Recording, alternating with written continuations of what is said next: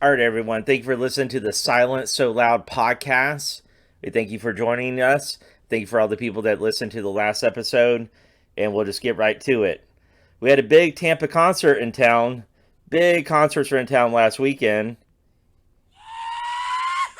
That's right. We had a big country concert with King George Strait, Chris Stapleton.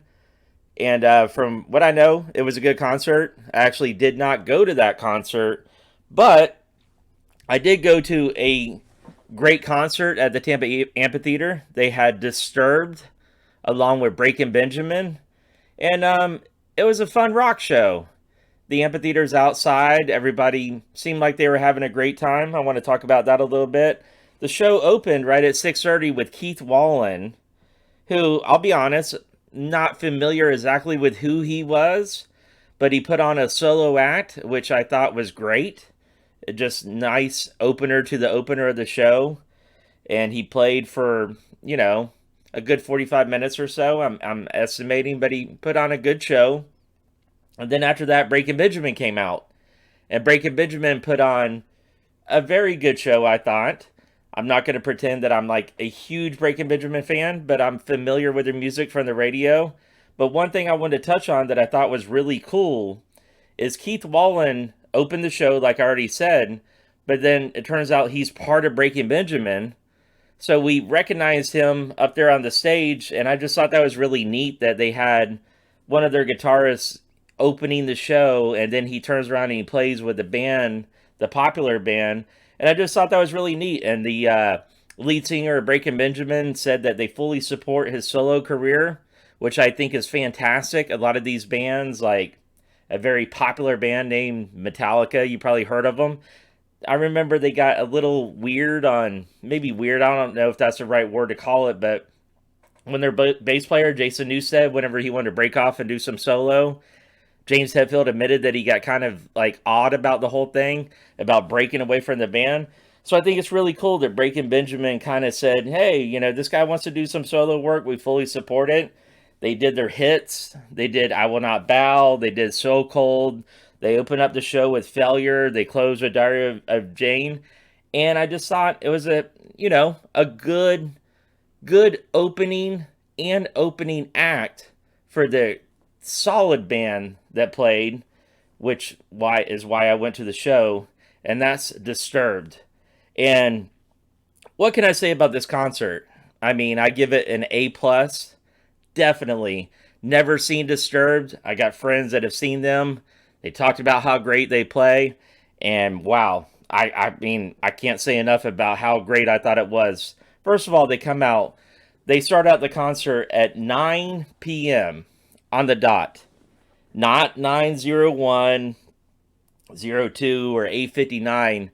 9:00 they start the concert, and they just come out, and they're just, they got fire in the background, they got pyros going, it looks like the stage is on fire. I heard a story that they lit off the sprinkler system in Texas, which I thought was unbelievable. But when you see the backdrop and see everything, you go, wow, like this is a show, right? And they come out, and I don't like to use the word perfect to describe things, but this band, they're just I'll say it, I think they sound like a perfect type of rock band. Nobody's really outplaying each other. Everybody kind of plays together. The front man is great. The guitarist is great. The drums, bass, all of that just pieces together so well. And I followed this band for the last 2 decades, just like everybody else that's a Disturbed fan. And I think they're great. Then David Draymond comes out, and out of nowhere, he takes a concert to a different direction. So he does the song Reason to Fight, and then he starts talking to the crowd. They play a video about suicide awareness, and he starts talking to the crowd about depression and addiction. And he just, talks about how depression or addiction, or if you have both, that, he paraphrased it and said it was, sort of like cancer. Cancer can be in somebody's body, and it just, can grow, and on the outside, you don't see it. You see the person and you think they're a-okay, but inside they're just suffering. And he mentioned how he's lost friends due to depression and or addiction. He mentioned losing Chester and Chris and Scott, which Chester, from Linkin Park, and Chris Cornell from Soundgarden, Scott Weiland from Stone Temple Pilots, Velvet Revolver. I actually had the chance to see Chester and Scott in concert. I saw Velvet Revolver one time. I saw Chester at the same place, the amphitheater that Linkin Park just put on a phenomenal show. I thought, in my opinion, never got the chance to see Chris Cornell, unfortunately, before he left us. But David Draymond said, look, people deal with this. They deal with depression, addiction. It's a real thing. And he actually asked the crowd, if you've ever dealt with this, raise your hand right now. And then a lot of people raising their hands, admitting in front of a huge crowd like that, sold out crowd, that they've dealt with depression or addiction. And he said, listen, you got a reason to fight. Look around, that reason to fight. It's right here. So I just thought that, man, I'd never seen a rock concert kind of take that different emotional direction. And David Draymond talked about how this was the largest group therapy session that you'll ever be in. And I looked and I'm like, wow, this is a rock concert. Like, this is a metal concert. This is like beautiful, is one way to describe it. People just saying, look, mental health, depression, addiction, it's a real thing. It's a real disease. And we need to talk about it more. The S word, suicide, we don't talk about these things. We just kind of, dance around these things. And I'm glad that somebody like the lead singer of Disturbed said, look, we're going to talk about this. We're going to talk about depression. We're going to talk about addiction. He even said that he admitted those friends, Chris, Chester, Scott, that he was prepared to join them not that long ago, which I thought, wow, I cannot believe that this frontman is just exposing this, like telling the crowd, being so open and letting people know that it's okay if you need help. And I just thought it was great. And, if you have a friend that you haven't talked to in a long time, make that phone call, reach out to that person. You never know the impact that you can have on somebody until you just try it, do it. And like I said, depression, addiction, no different than a disease like cancer. We got to talk about it, be aware of it, help the people that need help, give them that reason to fight. That was just a beautiful song during that concert. And then, of course, they nailed all the other hits. They did Indestructible, probably my favorite track from Disturbed. They did the cover of Genesis' Land of Confusion. Of course, they did Sickness. They did the Silent Song that everybody's talking about. They did Prayer, and Dave talked about Prayer a little bit. And then they also did Unstoppable. My son and his girlfriend went with us, and they enjoyed that Unstoppable, a new song off their track. And then they closed the show with Inside the Fire. And just like I said, overall, I don't like to use, I already said this, I don't like to use the word perfect, but man, that Disturbed concert, I've been to many a concerts. I've seen them. Metallica, Rolling Stones, Kid Rock, Lenny Kravitz. I've seen these bands, Bon Jovi, Aerosmith. I've seen these bands, but never seen Disturbed. And I tell you what, no knock on George Strait, no knock on Chris Stapleton. I'm sure they did a fantastic show. If you went to that show, leave comments. I'm interested. I've seen Chris Stapleton twice. I saw him where he opened for Hank Jr., and then I saw him when he headlined a show, and both of them, he just kind of blew me away of how great he was. Never seen King George, unfortunately. Wish I have. But you know what? Went to the rock concert at the amphitheater Saturday night and had a great time, and just figured I'd share that with all y'all. All right, now we're going to talk about Elvis Presley. Elvis Presley is in the news. They're actually going to auction off his Smith & Wesson Model 53 revolver. They're going to, yes, thank you. They're going to auction that off at the Rock Island auction on August 26th. That'll be 10 days after his anniversary. And Elvis was a big gun guy. He loved guns. He's a Second Amendment guy. And there's a cool thing about this story that I wanted to share with y'all, is that this gun was ordered from Harrow's Gun in California, right? It was a gift for Elvis. But so what's so unique about the story is that nobody knows who is gifting Elvis this revolver. They're not really sure. There's no order. There's nothing placed on this order to attach anybody on this gift to Elvis. But like I already said, Elvis was a big gun man.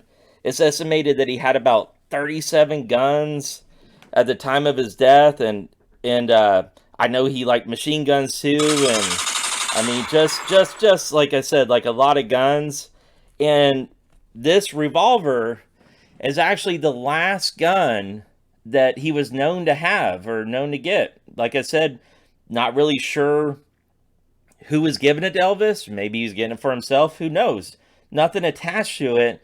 But this revolver, like I said, the Smith & Wesson Model 53 revolver, this thing is going to auction off, and they're ballparking this. This thing is probably going to get 60,000 to 90,000 at the auction. Personally, I think that's low. I think this thing's going to go for at least 100 grand. I mean, you're talking about Elvis Presley, the king of rock and roll, the last gun that he was known to purchase. Like I said, he was a collector of guns. He did a lot of things. He's known for a lot of great things, but he's making the headlines because, they're selling this revolver at auction August 26th. Thought it was a cool story to share with y'all, and we'll see what happens with that. All right, everyone, I want to talk to you about my friends at Bunker Depot. That's Bunker Depot. If you need rifles, handguns, shotguns, optics, ammo, eye, ear, and body protection, maybe a hat, maybe a shirt, go check out my friends at the Bunker Depot. They're located at 2004 South Parsons Avenue. That's in Sefner, Florida. Or their phone number is 813-816-2865. Go talk to my buddy Jason Buck. I tell you what, they want to educate, train, equip. A prepared community is a safe community. So check out their website or just go check them out there, like I said, in Sefner, Florida. And tell you what, they got a deal for you. If you like, share, love, subscribe, whatever, this podcast, the Silence So Loud podcast, or Bunker Depot, they're going to put you in a raffle for a free box of ammo. That's 9mm ammo. They're going to raffle off a free box of ammo if you mention Bunker Depot or mention this podcast. Just check out their site. You must be 21 to enter that site. And like I said, they're going to give you a free box of ammo. That's for 9mm. So just check them out. The Bunker Depot. Go see my friend Jason Buck. Alrighty, let's talk about the Tampa Bay Rays. Let's talk some baseball for a little bit. We got 48 games left. Like I said before, we're in a tough division. The American League East is an unforgiving division. Just a tough division to be in. We got 48 games left. Aaron Savali made his pitching debut on Saturday. Don't really want to get in the stats. Didn't go as planned. We took a loss, but we won the series, which is great. And so, looking at the Rays, 48 games left. They're 3 games out. Okay. How do we look at it? They started out so strong. We were talking about them being one of the best baseball teams in the history of the game. They're going to win more games than ever before. Baseball doesn't work out like that. If you follow baseball, you know there's 162 games. It does not work out that way. I remember one time Mark McGwire talked about how he'd start out the season and they're like, oh, he's going to hit 80, 90 home runs. And he said, talk to my back in August. Let's get through the dog days of summer. Talk to my back, and then we'll see how many home runs I'm really going to hit. Right now, the Rays, okay, they don't have the best record in baseball. There's 27 teams right now that would love to have the Rays record. They are not out of it, right? They are not out of it. They're 3 games out. They play the Cardinals. Baltimore, who's in first place. They play the Astros. We can make gains this week. We can make gains. And like I said, Aaron, okay, he didn't have the debut that we were looking for. So be it. Water under the bridge, whatever you want to say, move on. Then, of course, we got bigger news. Shane McClanahan, our ace, most likely out for the season. Terrible news. Horrible news for the Rays. You got Tyler Glass now. He's got some issues. He was supposed to start, got scratched from the start. He's supposed to start this Saturday. Let's hope that he's okay to make the start. But what I want to emphasize is I know that Shane McClanahan is tough. I know that that is just not the news. If you're a Rays fan, you're just going, why? Why is this happening? We got another starter that we got to add to this list. I know I already covered this, but that's baseball. And let's look at the other things. Let's look. We got two pitchers named Zach, right? I mean, are they Tyler and Shane? No, I'm not going to pretend that they're Tyler and Shane, but I believe that they can get it done. Let's hope that Glass now figures this out. Let's hope that he doesn't get added to that roster of starters that are lost. If Glasnow's out, I'll be honest with you, that will probably be it. Pitching is so critical in baseball. It's so critical to go deep in the playoffs. Kevin Cash has just found a way to figure it out, and I think this is too great of a team. There's too many players and characters on this team, and they started out so strong with that win streak, and just had us believing. And like I said, about a quarter of the season is left, and I just don't want to say, oh, this is it. Shane's out for the season. We're done. I know that a lot of people are going to say that, but that's too easy to say. It in a way, it kind of devalues the team. He's one player. Yes, he's a critical pitcher. But yes, he had some losses recently, and he's got something going on with that forearm, something going on. He's Saul specialist. I read where he's bouncing from Los Angeles, and he went to Texas, and that they're giving it every look that they possibly can to make sure that they make the right decision if he's out for the year. And at the end of the day, these guys are human beings. Think about his situation. I haven't read the up to date, but he could be looking at surgery. If that's the case, he's definitely out. But like I said, it's tough. Baseball is tough. It is a chess game. It is not checkers. And your Tampa Bay Rays have come this far. It's Kevin Cash. It's the Rays. We'll figure it out. We got a great pitching coach. If you can't pitch with Kyle, then you probably can't pitch. Our pitching coach, he just reels these guys in. And I have faith that I still want to say we can win the division. I think if I had to bet right now, I think that we're going to win the division. But if we don't win the division, we know we're probably going to get a wild card. Like I said, 27 teams right now, be the third best in baseball with 48 games left. That's a fantastic season, and let's just hope that Kevin Cash and the boys, that they can just figure it out. And devastating news today. Terrible news about Shane. Bad news about Tyler, but let's hope he starts Saturday. And let's, get some wins. Hopefully they have a great run against Cardinals, and let's just continue to get some wins. All right, let's switch gears here. We talked about the Rays. Now let's end this segment talking about the Tampa Bay Bucs. Let's talk about our Buccaneers. When you read the headlines lately, you read a lot about quarterback controversy with the Buccaneers. And I know I covered this the last episode, but let's dive into it again. My question about all this quarterback controversy, and I know Baker Mayfield has a lot of hate. There's a lot of haters out there that don't like him. I've read the reports from practice that he's throwing a lot of interceptions, turning over the ball, which we do not need another Jameis Winston. That's the last thing we need. There's no quicker way to lose a football game than turning the ball over. But my question is this controversy at quarterback, is it real? And I say this because the Gators are a popular team with a great large fan base, and the people that I talk to that believe in Kyle Trask, they're also a Gator fan. Now I know that isn't sweeping that every Kyle Trask fan is a Gator fan, but from what I've seen, it's mainly Gator fans that are just pumping up Kyle Trask. And I'm not knocking Kyle Trask. I hope he's great. I hope he can be the starter. Either way, My opinion on this is as long as we have a good quarterback, doesn't matter to me if it's Baker or Kyle or somebody else. That's that's not the issue for me. But I just wonder if the media is making a quarterback controversy with this team. Because if you look, there's not a lot of controversy going on.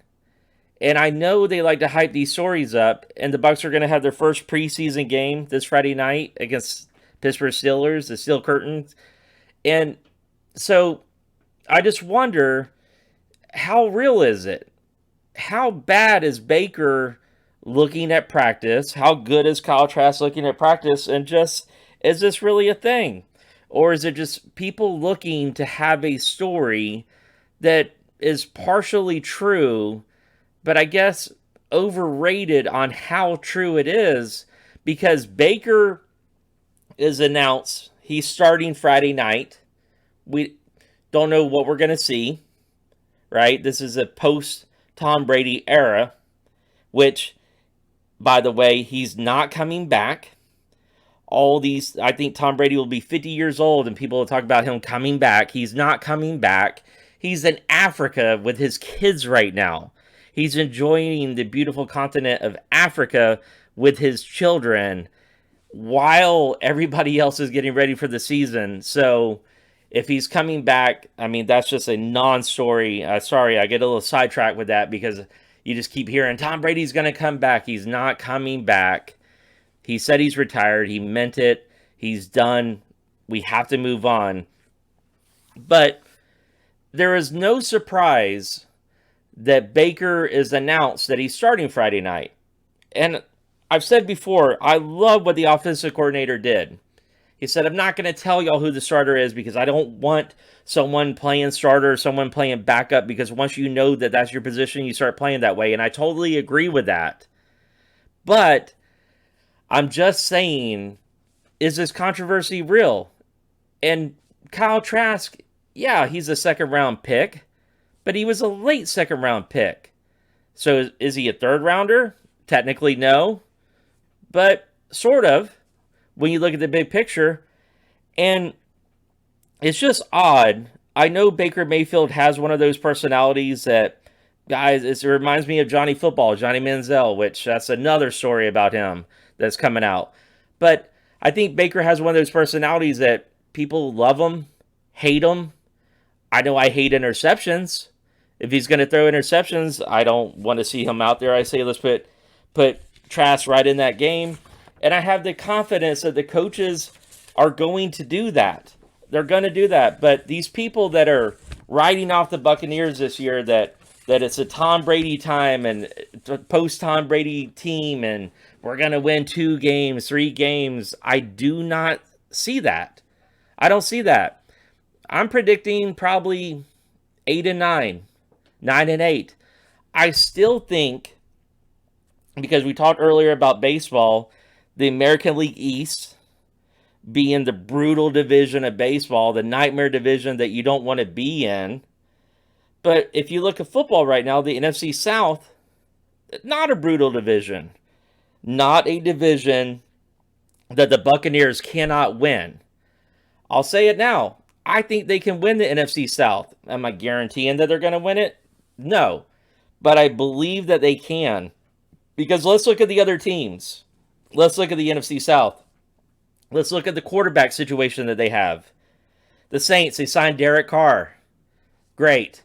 A fading Derek Carr. I'm saying it, a fading Derek Carr. You got Carolina, Bryce Young. Bryce Young played for Alabama. He looked great in college, but like I just said, he played for Alabama. Alabama can make quarterbacks look great. Bryce Young is far from 6 foot. Bryce Young is I'll say it, he's small. He's small to be a quarterback in the NFL. And I think that Nick Saban is such a genius. When you play Alabama and you come out, they go, wow, that's going to be a quarterback. That's going to be the next Tom Brady. He's going to tear up the NFL. And then you get him and realize he came from Alabama.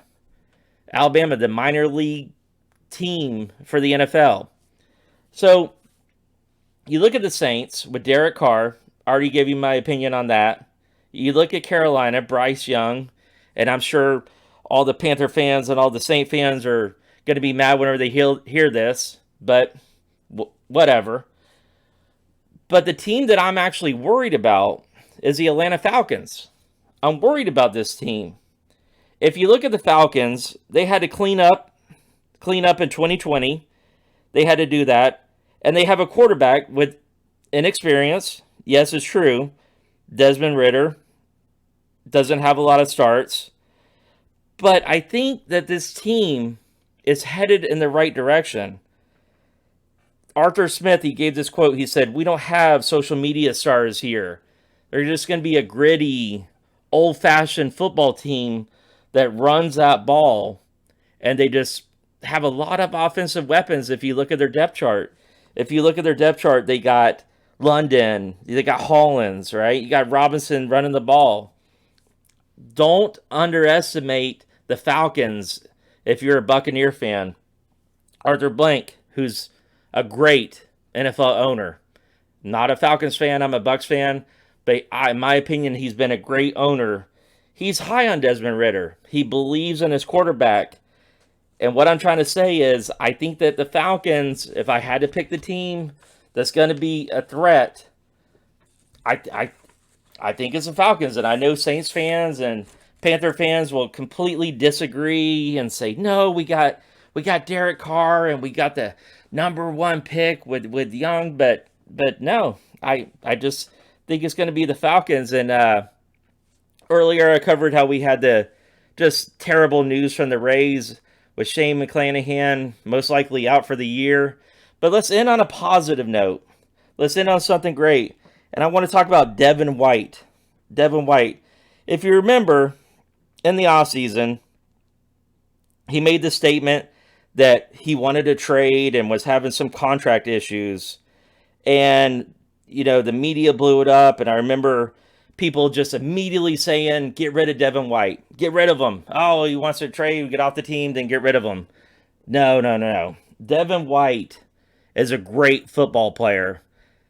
Devin White can be the leader of this team. He can be the leader of the defense. And yes, he has some contract dispute. Okay, we can move past that. But what I like is whenever you see an athlete that gives you a straight answer of what happened and they humble themselves. Devin White humbled themselves. I'm going to read you the exact quote that he said. He said, "Going forward, we've came to a good agreement. I want to be a long-term guy. That's why I got a little selfish. In a day, I'm still here. I'm locked in." That is fantastic news for the Bucs. And I praise Devin White for being humble and saying, yeah, I was a little bit selfish. I got a little ahead of myself, but I want to be here. I want to be a Buck because I've already said it. This guy is a leader of that defense. We got great defensive players. I love Vita Vea. But if you look at the old Buccaneers, if you look at the guys like Derek Brooks and Sapp and Rondé Barber, these guys were leaders. And to run a great defense in the NFL, you need a leader. And I believe that leader is Devin White. And just a humble guy from Louisiana. He did great things in college with LSU. And a little side note, he likes to ride horses. And I think that there's some therapeutics to that, to riding a horse. It just, for men, I believe that it just makes them think clear. It's just a great hobby to go horseback riding and engage with the beauty of just riding a horse and just there's something to that. And I'm just proud that Devin White said, look, being a little bit selfish, right? You hear these other guys that have contract disputes and they'll give you lines like, it's out of my control, it's just a business, and I'm looking out for my future and blah, blah, blah. And I'm not saying that they, don't have the right to do that. But I like that a guy can look at himself and say, look, I was doing this. I admit it. I want to be here. Let's move forward. And like I said, praise the Devin White. And this Friday night, we're going to finally get some Buccaneer football playing the Pittsburgh Steelers. I hope that y'all have a fantastic week. A fantastic game, we hope. Go Rays, go Bucks, and thanks for listening.